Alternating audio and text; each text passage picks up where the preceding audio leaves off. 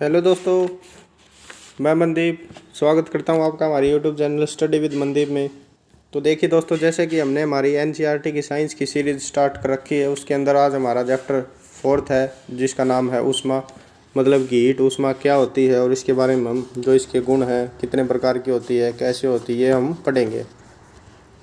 तो देखिए दोस्तों, पहले हम इसी के बारे में पहले तो हम डिस्कस करेंगे कि जो इसके अंदर एनसीईआरटी के अंदर इम्पोर्टेंट जो फैक्ट दिए हैं, जो हमने नोट किए हैं, जो इम्पोर्टेंट डेफिनेशंस और जो इम्पोर्टेंट बातें हैं, और उसके बाद हम इसके एमसीक्यू डिस्कस करेंगे। तो देखिए दोस्तों, पहला ही है ऊष्मा।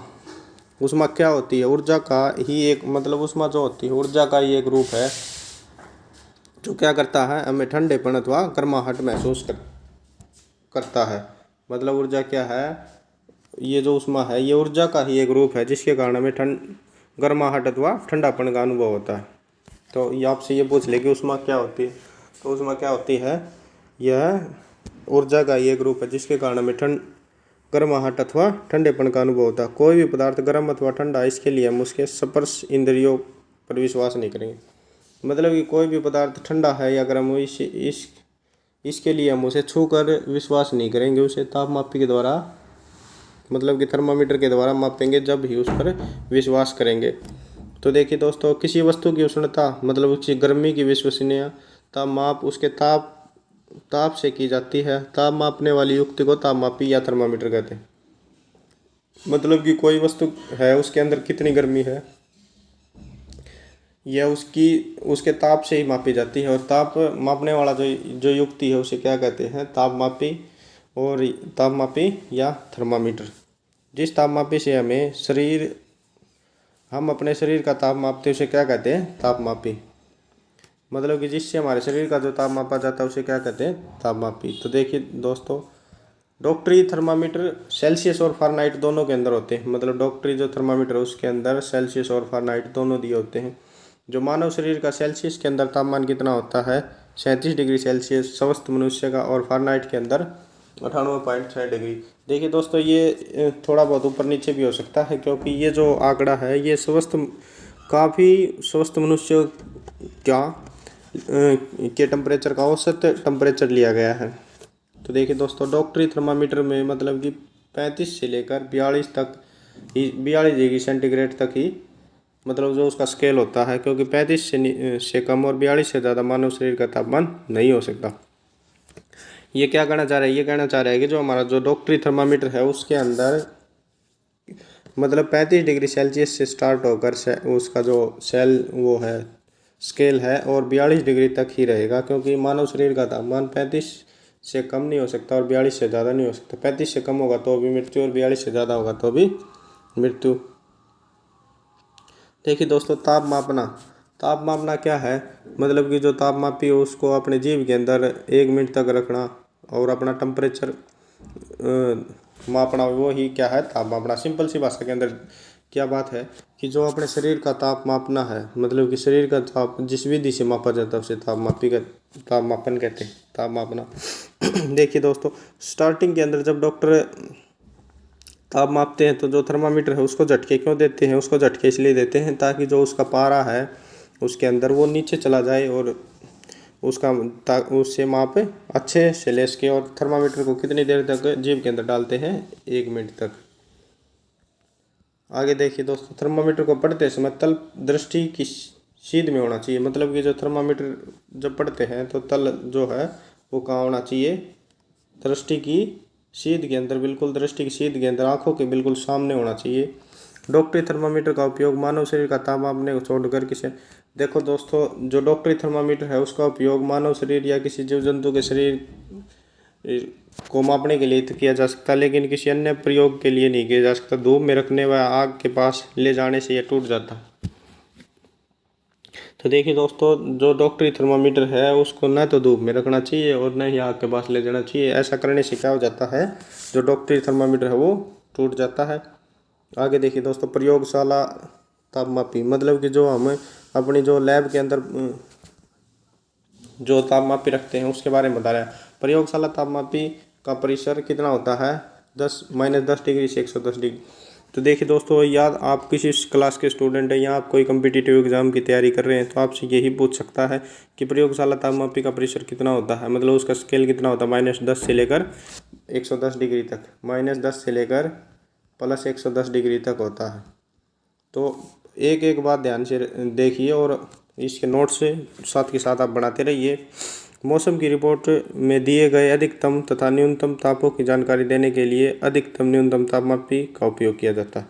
मतलब क्या है, जो मौसम की जानकारी देने के लिए जिसमें अधिकतम न्यूनतम तापमान की जो जानकारी देते हैं उसके लिए अलग अलग तापमापी का प्रयोग किया जाता है, जिन्हें अधिकतम न्यूनतम तापमापी कहते हैं। आगे देखिए दोस्तों, डॉक्टरी प्रयोगशाला व डॉक्टरी तापमापी का उपयोग करते समय बरती जाने वाली सावधानियाँ, मतलब कि जो प्रयोगशाला और जो डॉक्टरी तापमापी है उसका प्रयोग करते समय में किन किन सावधानियों का ध्यान रखना चाहिए, वे बातें हैं। तो देखिए, जो तापमापी है उसको मतलब कि ऊर्ध्वाधर बिल्कुल सीधा खड़ा करना चाहिए, जैसे कि हमने इसके अंदर खड़ा कर रखा है, बिल्कुल सीधा खड़ा होना चाहिए। पहली बात तो ये तापमापी का जो बल्ब मतलब कि इसके जो नीचे का जो हिस्सा होता है, ये सिरे वाला, ये जो हिस्सा है, ये जो द्रव है या अपने जो शरीर है उस जहाँ से हमने तापमान मापना है उसके अंदर पूरा डूबा हुआ होना चाहिए। और जो ये जो इसकी जो ऊर्ध्वाधर ये जो खड़ा है, ये बर्तन की दीवारों को न छूता हो। ठीक है दोस्तों, दो बात है, मतलब एक तो ये बिल्कुल ऊर्ध्वाधर सीधा खड़ा हो, और एक क्या दूसरी बात क्या है, बल्ब इसकी दीवारों को नहीं छूना चाहिए जिसका हमें ताप मापना है। तो आगे देखिए, मतलब पहली बात तो ये है, तापमापी ऊर्ध्वाधर बिल्कुल सीधा खड़ा होना चाहिए। और ये जो इसका दूसरी बात ये है, जो इसका बल्ब है ये उस द्रव के अंदर डूबा होना चाहिए जिसका तापमान मापना है, और उस पदार्थ की जो जिसके अंदर वो पदार्थ डाल रखा है उसकी दीवारों के से टच नहीं होना चाहिए। देखिए ऐसे होना चाहिए। आगे, डॉक्टरी थर्मामीटर के अंदर एक विभाग होता है जो यह पारे के तल को नीचे जाने से रोकता। तो देखिए दोस्तों, जो डॉक्टरी थर्मामीटर होता है उसके अंदर एक विभाग होता है, मतलब विभाग वैसे डिपार्टमेंट नहीं। जैसे ये इसकी जो आगे का बल्ब होगा, ये यहाँ से बीच के अंदर इसके एक मतलब कि एक विभाग नाम का जो तत्व होता है जो इसे पारे को अपने आप नीचे नहीं जाने देता। ठीक है दोस्तों, आगे देखिए, तो ये पूछ लेगा कि ऐसा कौन सा पदार्थ है जो डॉक्टरी थर्मामीटर के अंदर पारे को अपने आप नीचे नहीं जाने देता, तो कौन सा है, विभाग। आगे देखिए, ये देखिए दोस्तों, जो कि हमने चित्र बनाया है इसका, ये वाला है, ये विभाग यहाँ होता है। पारा एक विषाक्त पदार्थ है, मतलब कि जो पारा होता है वो क्या है, एक विषैला पदार्थ है। तापमापी टूट जाए तो इसका जो निपटान है वो कठिन हो जाता है। मतलब क्या कहना चाह रहे हैं, ये जो पारा होता है ये एक विषैला पदार्थ है। अगर तापमापी मतलब कि थर्मामीटर टूट गया तो जो इसका पारे का जो निपटान है वो करना मुश्किल हो जाता है। इसलिए आजकल जो थर्मामीटर हैं वो किसके आ चुके हैं, डिजिटल थर्मामीटर आ चुके हैं, जिनके अंदर पारे का उपयोग नहीं किया जाता। आगे देखिए दोस्तों, ऊष्मा स्थानांतरण, मतलब कि ऊष्मा का एक गर्म वस्तु, मतलब क्या है, ऊष्मा स्थानांतरण का मतलब है ऊष्मा का स्थानांतरण, एक स्थान से दूसरे स्थान तक ऊष्मा का चला जाना, या एक वस्तु से दूसरी वस्तु के अंदर ऊष्मा का चले जाना ऊष्मा स्थानांतरण होता है। एक बात ध्यान रखनी दोस्तों, ऊष्मा हमेशा गर्म से ठंडे की तरफ जाती है। मतलब कि कोई वस्तु है तो उसे ठंडा कर देगी। जैसे देखिए, हम अपने पानी को गर्म कर लेते हैं तो पानी गर्म होने के बाद अपने आप ठंडा हो जाता है। कभी भी ऐसा नहीं होगा कि ठंडे पानी से वो गर्म हो जाएगा। जो हमारा जो टेम्परेचर होगा वातावरण का, उस पर आने पर वह रुक जाएगा, उसके आने के बाद वह रुक जाएगा। तो देखिए दोस्तों, ऐसे ही हम आगे देखते हैं, इसकी विधियां हैं चालन संवहन। देखिए दोस्तों, पहले हम आपको बताएंगे जो चालन विधि जो होती है ऊष्मा की, वो किन पदार्थों के अंदर होती है। वो ठोस पदार्थों के अंदर होती है, जैसे कोई धातु है या जो भी है। और जो एक चालन है, एक संवहन जो इसकी विधि है दोस्तों, वो किसके संवहन जो इसकी विधि है दोस्तों, वो होती है द्रव और गैसों के अंदर। मतलब कि पानी और जो गैस है उसके अंदर ऊष्मा कैसे स्थानांतरण होती है। और विकिरण जो विधि है वो होती है मतलब कि रेडिएशन, इसके द्वारा किसी माध्यम की आवश्यकता नहीं होती। तो आप क्या समझे दोस्तों, जो चालन है वो किसके द्वारा होती है, मतलब कि ठोस पदार्थों के अंदर होती है। और जो संवहन है वो किसके अंदर होती है, द्रव और गैस के अंदर। और जो विकिरण विधि है वो किसके अंदर होती है, उसे किसी माध्यम की आवश्यकता नहीं होती। तो देखिए चालन वह प्रक्रम जिसमें ऊष्मा किसी वस्तु के गर्म सिरे से ठंडे सिरे की ओर स्थानांतरित होती है चालन कहलाती है। ठोसों में ऊष्मा प्राय चालन के देखिए जैसे कि हमने बताया कि ऊष्मा का वह प्रक्रम जिसमें ऊष्मा किसी वस्तु के गर्म सिरे से ठंडे सिरे की ओर जाती है, ठीक है दोस्तों, ठंडे सिरे की ओर स्थानांतरित हो जाती है, तो उसे उस ऊर्जा स्थानांतरण की विधि को क्या कहते हैं, चालन कहते हैं। ठोसों में ऊष्मा प्राय चालन प्रक्रम द्वारा स्थानांतरित होती है, मतलब चालन द्वारा स्थानांतरित होती है। चालक वे पदार्थ जो अपने अंदर से ऊष्मा को जाने देते हैं, ठीक है दोस्तों। चालक किसी का भी हो, इलेक्ट्रिसिटी का चालक मतलब बिजली विद्युत का चालक, या किसी भी चीज़ का चालक है जैसे कि ऊष्मा का चालक, तो वे पदार्थ जो अपने अंदर से ऊष्मा को जाने देंगे, एल्युमिनियम तांबा मतलब कि धातुएं लगभग ऊष्मा की चालक होती हैं। कुचालक जो पदार्थ अपने अंदर से ऊष्मा को नहीं जाने देंगे उन्हें क्या कहते हैं, कुचालक। मतलब देखिए जैसे प्लास्टिक, लकड़ी, रबड़, जल तथा वायु ऊष्मा के कुचालक होते हैं। जो जल और वायु है वो ऊष्मा के कुचालक होते हैं, मतलब उनके अंदर ऊष्मा नहीं होती। देखिए दोस्तों इसका एक एग्जाम्पल है ऊष्मा के कुचालक का। जैसे कि आप अगर दो मतलब आपको एक तो मोटा कंबल दे दिया जाए और दो आपको पतले, एक मोटे कंबल के कंपैरिजन में दो पतले कंबल दे दिए जाए, तो आपको सर्दी मोटे कंबल के अंदर ज़्यादा लगेगी और दो पतले कंबल उसके जो कंपैरिजन के अंदर पतले कंबल के अंदर कम सर्दी लगेगी। ऐसा क्यों होता है, क्योंकि जो दो कंबलों के बीच जब गैप होगा तो उनके अंदर वायु की एक परत बन जाएगी, और जो वायु जो होती है वो क्या होती है, ऊष्मा रोधी, इसलिए आपको सर्दी नहीं लगेगी। तो देखिए दोस्तों ऐसा नहीं कि आप बिल्कुल दो पतले कंबल ले लें और एक मोटे कंबल से कंपैरिजन करें, ऐसा नहीं होना चाहिए। मतलब ठीक ठाक से, जैसे कि एक बड़ा कंबल है उसके मतलब दोनों उसके साइज के हों, उसे थोड़े पतले, ऐसा संवन जैसा कि हमने बताया कि यह विधि संवन किन पदार्थों के अंदर होती है, द्रव और गैसों के अंदर होती है। गर्म जल होकर ऊपर उठता है तथा आसपास के जल फिर उसके स्थान पर आ जाता है। यह प्रक्रिया तब तक चलती रहती है जब तक कि सारा जल गर्म होकर न हो जाए।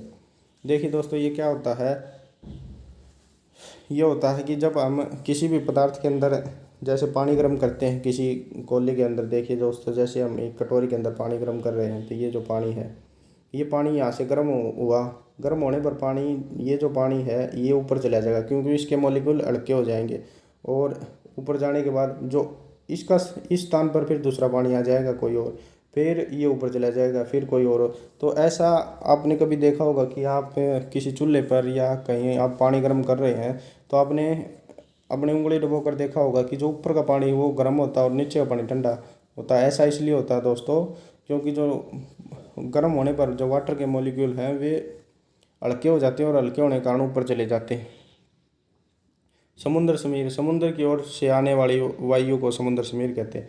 मतलब समुद्र की ओर से चलने वाली जो वायु उसे क्या कहते हैं, समुद्र समीर कहते हैं। दिन के समय समुद्र से धरती की ओर चलती, मतलब ये जो समुद्र समीर है ये ठंडी, दिन के समय दिन में ये समुद्र से ठंडी धरती की ओर चलती है, मतलब कि दिन में ये जो ठंडी होती है समुद्र से धरती की ओर चलती है, रात में गर्म होती है समुद्र से गर्म धरती की ओर चलती है। मतलब कि देखिए दोस्तों जो ये समुद्र समीर है ये समुद्र से धरती की ओर समुद्र की ओर चलने वाली वायु को समुद्री समीर कहते हैं। मतलब कि समुद्र की ओर से आने वाली, मतलब जो समुद्र, जैसे कि मान लो ये जो समुद्र है इससे इस तरफ समुद्र की ओर से, मतलब समुद्र की ओर से यहाँ आएंगी हवाएं, तो ये क्या होंगी, समुद्री समीर कहलाएंगी। और क्या होगा दोस्तों, दिन के अंदर तो ये ठंडी आएंगी, ठीक है दोस्तों, क्योंकि ये पानी है यहाँ से, और रात के अंदर ये जो समुद्री समीर हैं ये क्या हो जाएंगी, रात के अंदर ये जो समुद्री समीर है गर्म हो जाएंगी, क्योंकि जो धरती है वो जल्दी ठंडी हो जाती है पानी के कंपैरिजन में, क्योंकि दिन के अंदर पानी गर्म हो जाता है सूर्य प्रकाश के कारण।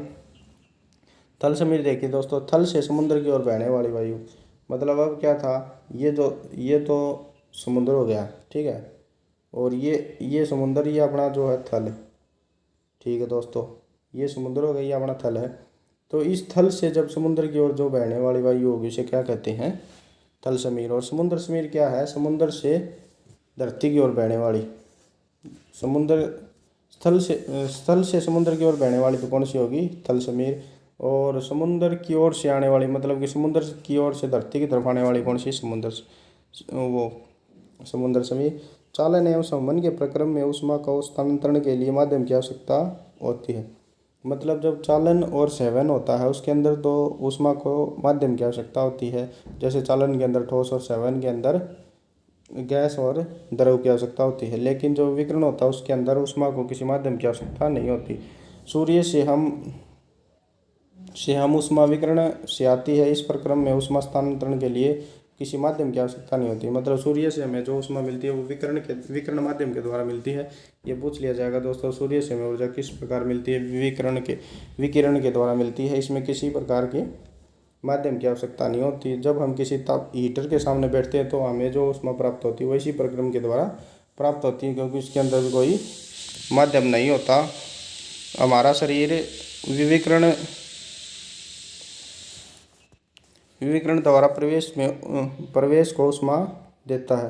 तो देखिए दोस्तों, ये थे हमारे जो चैप्टर, और अब हम इसके MCQ डिस्कस। देखिए दोस्तों, तो हमारे MCQ क्वेश्चन पहला है, निम्न में से वायु दाब किसकी सहायता से मापा जाता है? तो वायु दाब किसकी सहायता से मापा जाता है? बैरोमीटर की सहायता से वायु दाब मापा जाता है। ऊष्मा क्या है दोस्तों? देखिए, जैसा कि हमने पढ़ा था, ऊर्जा का एक प्रकार है जिसके द्वारा हमें ठंडक या गर्माहट अनुभव होती है। ऊष्मा एक वस्तु से दूसरी वस्तु में परिवर्तित हो जाती है, तो ये सही है। उपरोक्त छवि देखिए दोस्तों, आगे ताप मापने के लिए किसका उपयोग किया जाता है? ताप मापने के लिए थर्मामीटर और वायु दाब मापने के लिए बैरोमीटर। आगे देखिए दोस्तों, ताप मापने के लिए कौन से मापक्रम होते हैं? सेल्सियस स्केल भी होते हैं, फ़ारेनहाइट, केल्विन, उपरोक्त सभी होते हैं। मतलब कि ताप मापने के लिए सभी स्केल होते हैं।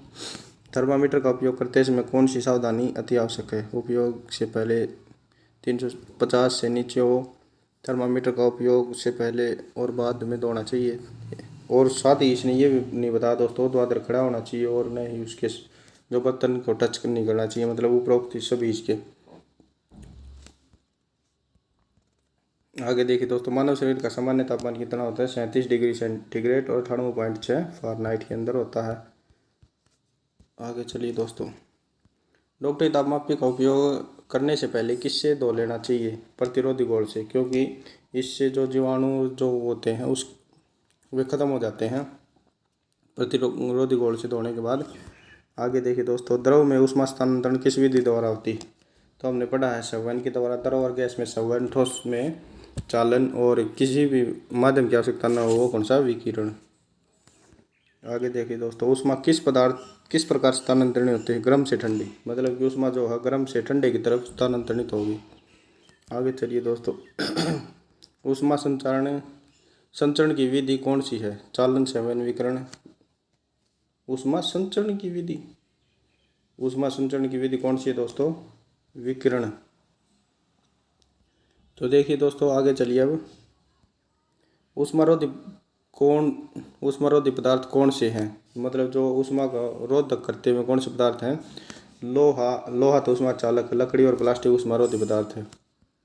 आगे देखिए दोस्तों, सेल्सियस स्केल किस वैज्ञानिक ने खोजा था? एंड्रस सेल्सियस ने सेल्सियस स्केल खोजा था। किसने? एंड्रस सेल्सियस ने सेल्सियस स्केल खोजा था। आगे देखिए दोस्तों, समुद्र समीर कब चलती है? समुद्र समीर दिन के समय चलती है, समुद्र से धरती की ओर, और जो थल समीर है वो थल से समुद्र की ओर चलती है। आगे देखिए दोस्तों, सागर हवा किस कारण से पैदा होती है?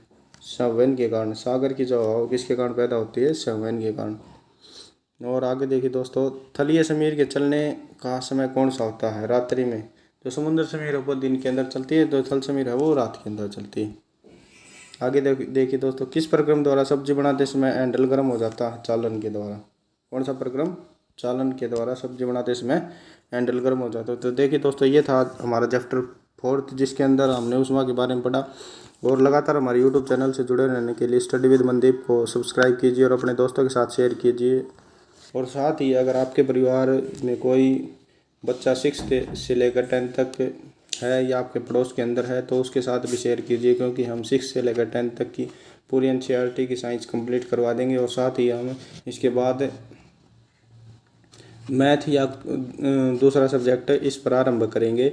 तो हम बिल्कुल मतलब कि ऑल टू ऑल सब्जेक्ट इसके ऊपर डाल देंगे ताकि किसी बच्चे को कोई परेशानी न हो।